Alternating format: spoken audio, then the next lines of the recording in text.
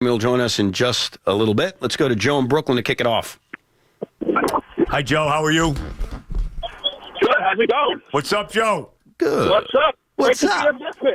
Great to be a Mets fan, even though it's only the first month of the season.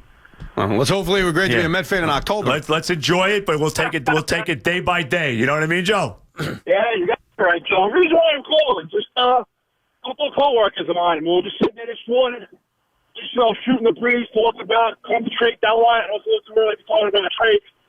But when you think of it so far-fetched, just come to trade deadline, the way Harvey's been pitching, I'm not saying try to dump him, but do something like Harvey, Plawecki, maybe Dominic Smith, or For what? prospects in the fall. For what? And I hate to say his name because if he had more play time, I think this kid's phenomenal. Brendan Nano.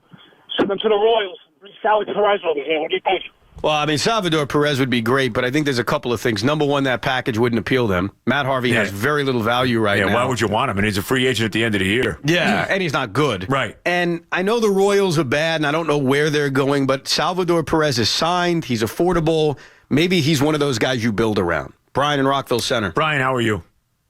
Hey, good morning, guys. How are you? Brian, How's everything? wonderful. Yeah, but I just want to start by saying when I heard the news yesterday, the first thing I thought was, thank God Joe and Evan's days of singing the Mike Stone theme are not over. They're not gone. they are No, they're over. They are. No. Oh, they are. No, they are over. We're not filling in. Yeah, yes. Okay, those Brian. days are done. Yes. Oh, that's too bad. But you know what, No, Brian? it's not really too bad, Brian. But Brian, Joe, and I think you'd be okay with this. I think you'd be all right with this. If Mike That's a gave good one, us Joe. permission to sing his I song at would do that. 12:45, sure, we do it Oh, I for do his it at show. 12. Yeah, 12:45. Or I'm good. pre-record a Thank version God. for him. Right. Yeah, we would do Thank that for God. him. Yeah. He'd have to pay us, but we would do it for him. Right. Yeah, no, there'd be no more singing, no more filling in. Okay, well, that's too bad. I enjoyed it. Let So, the I'm glad afternoon you show went with the fill in Mets. for the afternoon show. Yeah, How about there that? you go. There you go. If you do, hopefully, yes, absolutely. So with my Mets quote, I think, Evan, I agreed with everything you said about Harvey. My only thing is, and normally I don't care if a player talks to the press or not, but with Matt Harvey's case, ever since, the whole thing with Boris, not like saving him when the Mets were making a bid for the World Series, it's been downhill from there. Until last Thursday, he hasn't gone past 5 innings in how long? He doesn't have the right to anything. He should do whatever he's asked. And I just want to get your take on a player that you mentioned, Evan. He is, in my opinion, the most underrated player on this team so far. That's because of the position he plays. That's Paul Sewald. I really like what I saw. Like two games last week, he pitched 3 innings, 3 up, 3 down, both games. And he did a nice job last night. And I know you got Lugo, you got Gazelman. In my opinion, we haven't had a really good, steady long ball guy since probably Darren Oliver. What do you think about him as the long ball guy? And how do you like the rest of the bullpen? What do you think the rest of the bullpen Well, should but be? Brian, they have the options now of Gazelman, Yep. Lugo, maybe Matt Harvey, and Paul Sewald as guys that can all be, and Oswalt. Oswalt's on this team right now, by the way. He's on the roster, at least for now. Guys that can go multiple innings. And I thought it was really valuable last night, Joe, because Zach Wheeler gets knocked out after 4. Now, a lot of it in the National League is circumstance. If the pitcher is due up, you may not be able to get 2 innings out of a relief pitcher because you may have to go to that bench. But last night, I thought what was really valuable is that you were able to go to Harvey, go to Sewald, and be able to get a couple of innings out of each guy, and potentially Gazelman could have gone. The bullpen has been far and away the biggest surprise so far this year as far as positives for the Mets. And they are loaded. It's got a lot of guys in the pen. I mean, they got a lot of guys. And they have a lot of guys who, if they're having a good day, and lineup-wise you can do it, you can stretch them out to get more than 3 outs. No question about it. Because you have a lot of converted starting pitchers. You do. I think that's valuable. If the Mets were an American League team, because somebody tweeted this yesterday about how the Mets, because they have these starters, there's no pressure. You could take Zach Wheeler or Steven Matz out after 3 or 4 innings because you've got guys that can come in and also pitch 3 or 4 innings. It's tougher to do that in the National League because of the pinch hitter. In the American League, it's easy. There's no big deal. Right. Put a guy in and keep him in as long as you want. Right. But they do have that weapon at least. They do. Dan is up in Albany. Hi, Dan. How are you? Hey, good morning, guys. Evan, you're right about this scenario with Matt Harvey. He is not a team player, and I don't think he's ever has been. Now, here's the deal. You have team leadership in the Met locker room, whoever they are. They know how he acts in the locker room and in the field, away from the press, away from the fans. If he's not doing the thing right, somebody's got to get up and put him against the wall and say to him, look, shape up or you'll get out of here. We'll get you out of here. As a team, we will get you out of here. That's my first point. Somebody's got to take that leadership. You would think if anybody's doing it, it's Todd Frazier would be the guy. It's possible, but there's other ones we don't know. I'd like to see about. Yoenis do it. Why not? Yeah, He's been here for a few years. Yoenis could do it, too. But that's the second point. The Mets do need a catcher. And here's the deal that maybe you might fall off your chairs, and I don't know about this, okay? But please don't laugh at me because I'm an old man. But look, here's the deal. I think the Mets should get the Miami catcher, Realmundo, and trade Nemo and Oswald for him. It's not enough, though. But it's not enough, Dan. I'm not They're not laughing going at to you. do it for those two guys. It's not enough. Yeah. Okay. Then if it's not, then you have to add another player that's a higher up as best they can in the minor I'll league. give you the name. It's Ahmed Rosario. You doing it? Ahmed Rosario for... Yeah. No, I would not do it. Well, I don't know. I don't know if there is a package in this system then that would do it. I think it comes down to that. And I know you have said, and maybe your opinion will evolve based on this season. I know your first reaction, Joe, is no. You don't want to do it. I'm not trading Rosario. That's fine. Right. But I think the only other guy and would be Conforto, to be honest. They're not with doing you. that either. Of course not. I'm not trading No, Conforto. the Marlins are not doing that. You don't think they would, huh? The control, what's the point? Yeah. Why are they trading JT Realmuto? Yeah, no, you're right. JT Realmuto has one less amount of ownership, if you will, over a player before they're a free agent than Conforto. So you're going to trade a guy for one extra year? Yeah. They're not doing that. No, I think you're right, bro. I don't think there's any package that they would take. Ahmed Rosario. Rosario has to be in. And that's what you as a Met fan has to swallow. Yeah. If you're willing to do that, I understand the Met fan who says they do it. I get it. I lean towards no, but I get it. I get wouldn't a Met do fan it. saying they do it. You know, right now, as glaring as the catcher situation may be, they're still winning. They're 15-6. I don't know if I'd mess around with that at this point. Okay, let's say they lose 10 out of 15. You doing it? I don't know. Maybe. So you think the winning is keeping you from I think doing that's it? part of it. I wouldn't look. I don't want to trade Rosario. I don't want to trade him. I get it. I got a young guy that's a good defensive player. I don't know what kind of hitter he's going to be. He's not a disciplined hitter. He has got some big hits for them this year. I don't know. But I'm not dealing him at this point. That's the thing about Ahmed Rosario. His potential And is... he hasn't even played a year yet. Sure. Oh, it's too early to tell. But the potential is star. The other potential is bust. We know JT Realmuto is a good player. Right. So it's more conservative to say make the trade. Because at least you're bringing in a guy who you're pretty confident you know who he is. Not that I love him, but where are we with Plawecki? How close is he? Another week and a half? I haven't an update, but I'm figuring a couple of weeks, sure. Yeah. Kyle and Lyndhurst. Kyle, how are you? Hey, how you guys doing? Kyle, what's up? I want to talk about the Mike Matheny challenge / crew treat review that he asked for last night. I want to know your guys' thoughts on if a manager asks for something like that on a call that's that obvious. And I looked, and he was on the phone with his video room or whoever's looking at the video before he went out there and asked. I want to know your thoughts on the manager getting ejected from the game on something that egregious. I think the answer... Well, they're not going to eject the guy for that. I don't think I would eject him, but I think what I would do is say, you don't have any challenges, sir. Sit in your dugout. Yeah, that's it. That's all you got to do. And I think that the only time an umpire should go check out... Well, here's the truth. And this opens up the whole review debate. My opinion on replay after watching it now for a couple of years is that there shouldn't be any manager challenges, that there should be somebody in Manhattan who simply buzzes down when they want to take a look at a call. And that's it. And there isn't a strategy of should I challenge, should I not challenge. There's enough strategy in baseball. I don't think it's needed. And I think that's how, at least that's how I would have replay. Okay. And that would solve this problem. Either you get buzzed from Manhattan or you don't get buzzed from Manhattan. And getting buzzed in Manhattan can be a lot of fun. But in this case... Yes. Don't drive, though. In Manhattan, you're not driving. That's true. That's you're taking an Uber or a taxi or a subway or a bus or you're walking or biking, for that matter. That is all true. But that's how I would handle replay.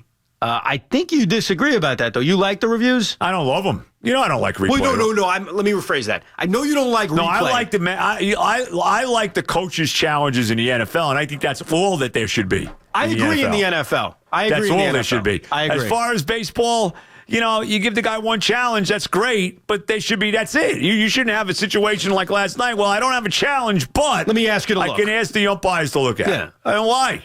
Why is that the case? Then just basically another challenge. And even if it's not with the intention of having the play overturned, you've basically got a free timeout to get a guy warmed up in the bullpen. Yeah. You're basically stopping the game for no reason. Marv in Hampton Bays. Hey, Marv. I'm back in Hampton Bays and freezing. Marv, why do you come back, Marv? I don't know. I mean, a lot of people asking that question Marv, lately. I mean, come on. I mean, at least wait. Marv, you should know at this point with the weather here in this area, okay? Yeah. You're not really safe till probably May, somewhere in that You're area. right. You're right. My wife wants to get to the flowers. I understand. Okay, that makes, there you go. Yeah. Anyway, Gary Cohn had a great take on Gorman yesterday. Your sound was off, Evan, but he said that if Gorman went and looked at it. He did say this, yep. He wasn't looking. Gorman wasn't looking at the play. Sure. Because if Gorman were looking at the play, he would have never have gone and done it. So it was really an attack at Gorman. Yeah, Gary did say that. That's exactly what he said, Marv. You're right. Right. The other thing is I have no faith in Ramos. The guy walks the building every time he pitches, except for once in a while, and I don't think he's going to be the long-term. I mean, I'd love to see this Swardzik, but if he'll ever come back. I forgot about him. Forgot he's even on the team. I forgot he existed. Swardzik. We hardly knew you. I haven't heard an update about that yet. No. Well, and I don't think they're in any hurry with the way the bullpen's going. Buddy in Port Jefferson. Hey, buddy. Buddy, how are you? Hey, fellas, how's it going? I am praying this report from Cleveland.com is true that it just came out. What's that? And it said the Browns have narrowed their choice down to either Mayfield or Allen. And I would love that because I'm not the biggest Darno fan, but I love Rosen at 3. And if they are somehow screw this up and take Mayfield, because we know the Cleveland Browns, that would be great for the Jets. And I don't think the Giants would end up passing on Darno either. So that'd be great to talk about for years to come, Well, I think the Giants would take Donald. I agree. I'm still not sold. I got to be honest with you. I don't know about you. I have read nothing about the draft. I don't want to read anything. I don't want to know a thing.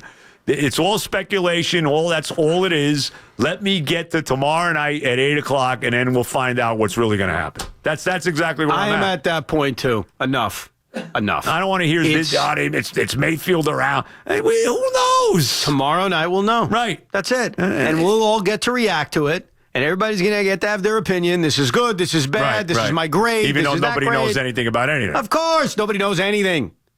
And then we know.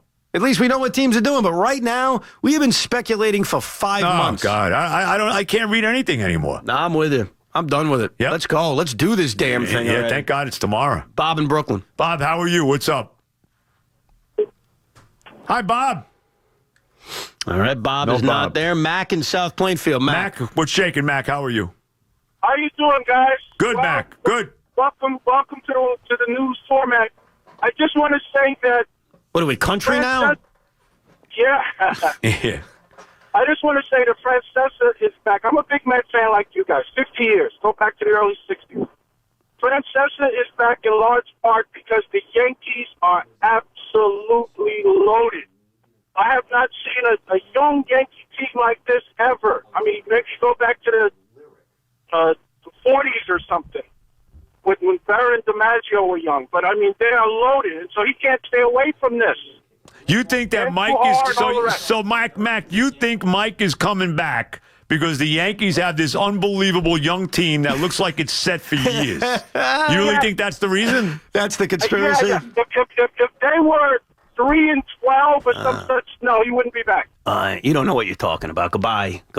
Get out of here. Yeah. You waited on hold, okay, for 5 minutes or 10 minutes. How long you waited to make that stupid? By the way, I got to tell you, I got to give the Daily News credit. Oh, this is amazing. I mean, the back page of the Daily News is one of the great. You almost want to get. I almost feel like calling somebody here and getting like a poster of this. It really is because it is fabulous. As a matter of fact, what they really should do is just get a poster of it and put it right here in the office. Oh, we should. I mean, right here. Let's do it. Right here in the studio. Do you think Mike would take it down? No.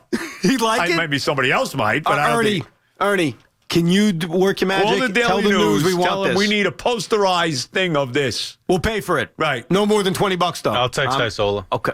Isola? He's got no power.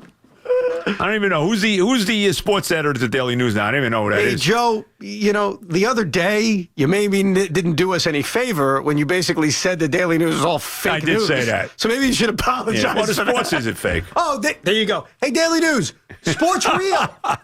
The sports is great. I did say that. I did say I was thinking about that. Like, come on now. That is true. But it is a tremendous back page. It's a picture of Mike as the Pope. Oh, my God. And what is the cover? Pope Mike II or something? Pope Michael II. And then what does it say? Can you read the... Well, it's got like, it says it like it, but how Mike would say it after, and that's AFTAH. After deep reflection, Francesa ends retirement, and that's RETIAHMENT, to make triumphant return, and that's a RETUAHN, to WFAN airwaves, and that's AIH waves. CMB be damned, and that's DAYUMED. So there you go. Well done. Well done, and they got him with the whole deal with the Pope thing on, and they got him with like Yankee logos in the vest, the Vespers or whatever they call it. Well, that leads to the conspiracy our last caller had. That this is all about the Yankees. That could be. This is all about him missing you. Okay, I missed you all. I love you all. Goodbye. That's what he said at the end. Hello. That's what he said the last. What was going to be the last show. I feel guilty. I love you. I even teared up at the end of that. I was a little emotional. I know. I feel actually listened to that. I'm like, I was emotional about it. I know. And I should have known better. We teared up for no reason. When I said goodbye to him that day and thanks for everything you did to me, we're going to miss you and all this, I should have known better. Yeah. Really should have. What are you going to do? We're both idiots. Yeah, well, it's... We know I'll speak for myself, and I certainly am. Well, no, I'm speaking for myself, too. Though we knew. All right, we told him, what are you doing? What are you doing? You don't want to not do this. You don't know anything. You play golf every day. What are you and Johannes? What are you doing? We'll come back and talk to John Heyman. We'll talk baseball with him. We'll get back to your calls. And there's actually, I know this is unrelated to sports, but I really think you're going to enjoy this. I was listening to a country song the other day, and I thought of you because the lyrics to this country song is right up your alley. That's all I'll say. All right. Maybe we'll play it for you Who's it by, later. you know? I forget her name. Oh, it's a woman. It's a newer country artist, but the song was... Yes, thank you, Dove. Ashley McBride. Now, I know Martina McBride. I don't know. Are they related, Ashley and Martina? You never know. I love Martina. She's very good. Very good. 4th of July, Independence Day. Is that the song? Let freedom ring. No, not the song I'm going to play for you. The song I'm going to play for you is right up your alley. In fact, it's not only up your alley, it's up Francesa's alley. Okay. I'll leave it at that. There you go. Hey, baseball season is